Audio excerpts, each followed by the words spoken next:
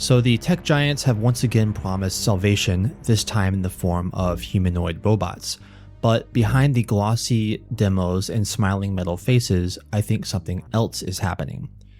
I want to give a balanced take on the issues, ending with deeper systemic social issues that other YouTubers really aren't touching on here. With all the recent hullabaloo about the neo-remote Indian slavery aside, this deserves to be looked at as a serious trend. Certain people are really pushing for this tech. The tech gods do want to put autonomous robots in homes, so the question about real autonomous robots needs to be looked at seriously. The questions are how and why. First, how will having an AI-powered robot walking around in your home really work? And next, why? Why do we need this? Do we need this? Because the tech gods apparently think we do. 1X, the maker of NEO, the aforementioned disgraced humanoid robot that looks like an IKEA chair come to life, is looking to raise $1 billion. Meanwhile, Tesla is ramping up the hype machine for its AI-powered humanoid robot, Optimus, which will unveil in 2026. They hope to crank out 1 million of these a year. Figure, the maker of the 01 model, received $1 billion in their last funding round from venture capitalists and some big players. So already we can see that the capital and the hype are flooding into this, trying to make it happen. Musk said that this might be, quote, the biggest product of all time. First, let's start with how. How is this going to work? Because, there are issues that need to be solved. I'm going to divide these issues into physical safety, privacy, and psychological, so let's get into it. First and foremost, would this even be safe? And by safe, I don't mean the robot becoming self-aware and killing you in your sleep, at least not yet, but just simply falling on you and breaking your arm. First, under safety, let's talk about the basic issue of power. If these things are ever going to go into homes, they're going to need some power upgrades.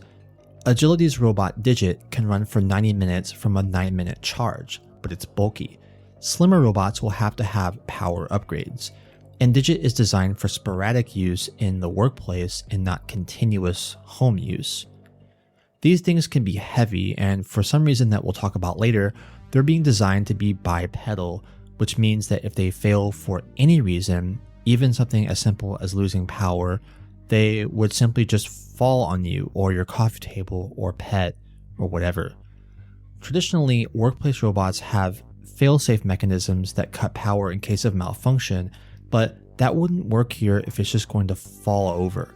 Homes are sensitive, complex environments. Engineers are currently working on solutions like gently powering down or simply not making bipedal robots. That brings us to the second problem under safety, interacting with the environment. Think about it. After all this time, self-driving cars still aren't on the road in mass, something the tech titans were hoping for years ago. Yes, there are more and more, but what we've figured out is that it's better to cater our roads to driverless cars than the other way around. Driverless cars still cannot drive freely on the open and chaotic human road, at least not at the highest levels of autonomy. Well, the same thing goes for an AI-powered robot in your home. As other YouTubers have mentioned, current AI technology will always make mistakes. It's just baked into how LLMs work. Well, I don't know about you, but I don't want a fully autonomous, mistake-prone robot walking around in a house with pets and kids. As long as they are using the same recognition technology that self-driving cars use, they will eventually make mistakes no matter how engineers design them. Let's move on to the privacy issues. Obviously, if someone is teleoperating, even occasionally or in emergencies, there will be privacy issues. But privacy issues in tech go way back. Roombas have been caught recording people on toilets. They have data on the layouts of millions of homes, which might have been sold to Amazon when they acquired Roomba.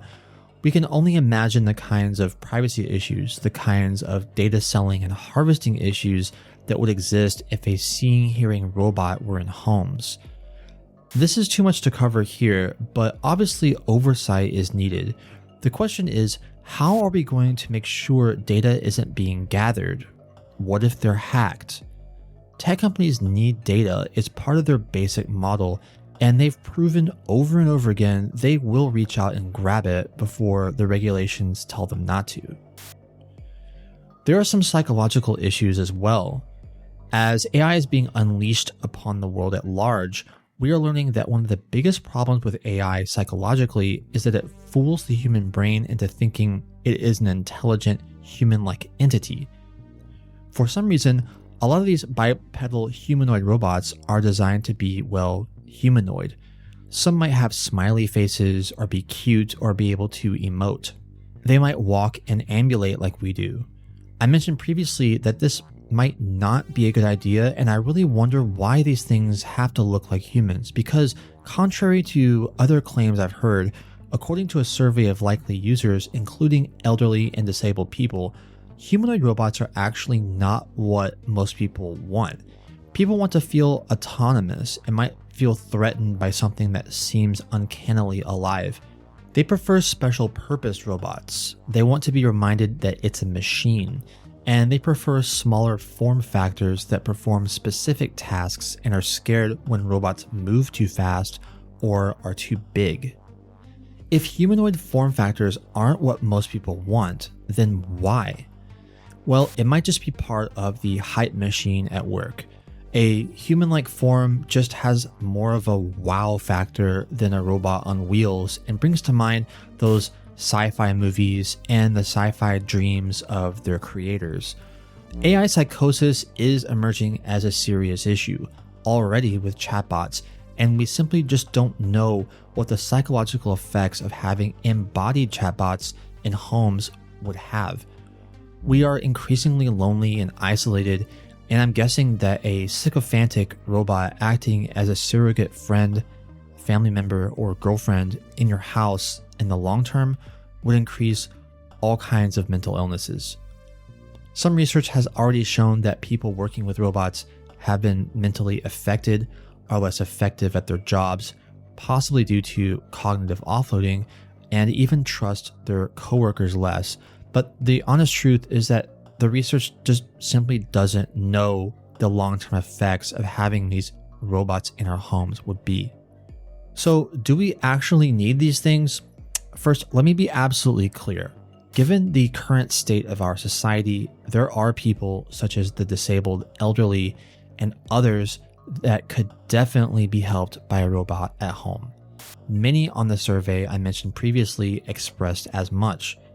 It's very easy for me, an able-bodied person, to stand here and point out the negatives of these robots, but we have to remember that there are those that could really use the help.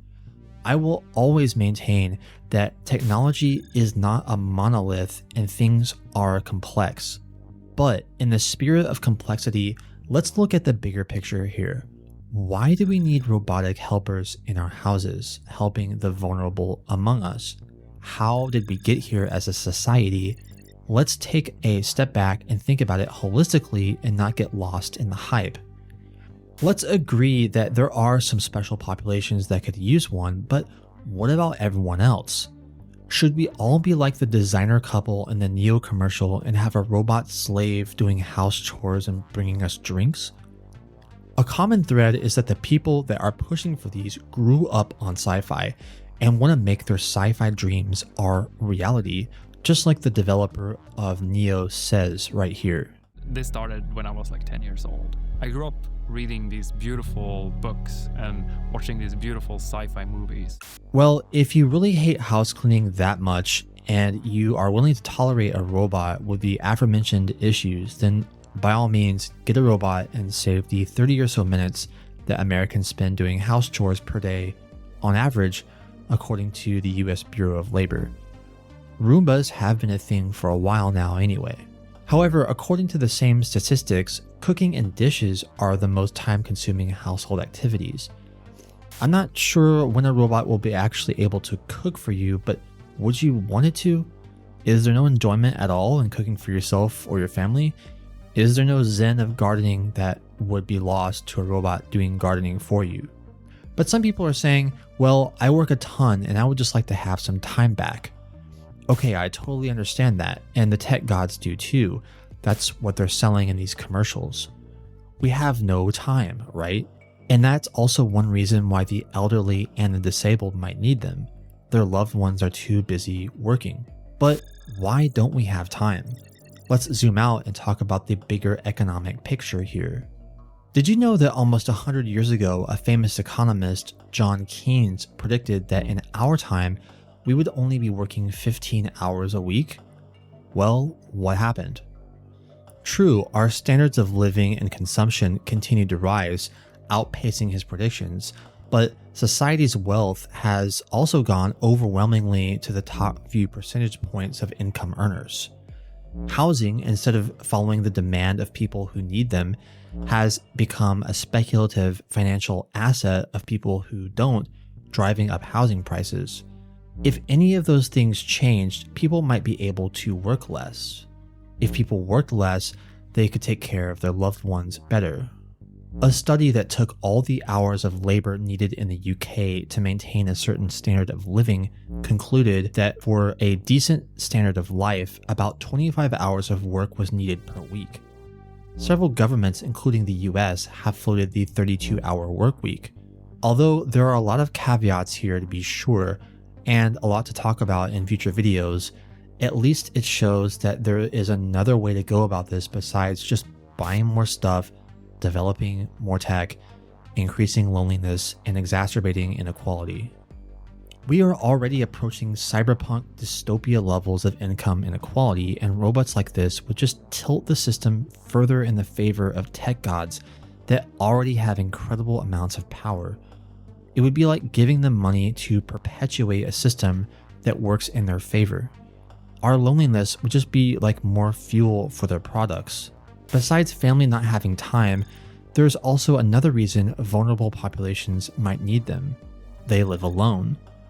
If you are one of the few lone wolves that truly like living alone, that is totally your choice. I totally get that. However, I also recognize that living alone is a historically bizarre, unprecedented way to live. Humans simply have never lived this way, especially seniors. It's another byproduct of the system we live in. Studies continue to show that it's the people around you that count the most toward happiness, especially at the end of your life. We can split the atom and people are still dying in their houses alone? In-depth discussions of this issue might come in later videos, but it needs to be said that this is not a normal thing and it's not natural as a human. I think the deeper problem with these robots is they represent an inhuman system, larger and bigger than any of us, and seemingly out of our control, reaching its steely hand inside the sanctuary of our homes supposedly to help us, but actually hurt us, preventing us from seeing another way out, sort of like a technological Munchausen syndrome. A tech solutionist utopian mindset that always tries to solve problems with more problems, like never-ending bug fixes for faulty software. A way of doing things in which the tech giants profit off of people's isolation and loneliness. A way of doing things filled with sleights of hand, murky waters, and Black Mirror scenarios exemplified by Neo. But this is bigger than Neo or just one hype cycle. This hype cycle is just one wave in an ever-present, almost invisible system of thought, like water to fish. Maybe instead of buying more toys to get time, letting the tech gods harvest our data, increase our isolation, we could think about a different way of doing things, a way that puts humans and real human needs first. Maybe in 100 years, we could actually have a 15-hour work week without the need of robot slaves. Soul out.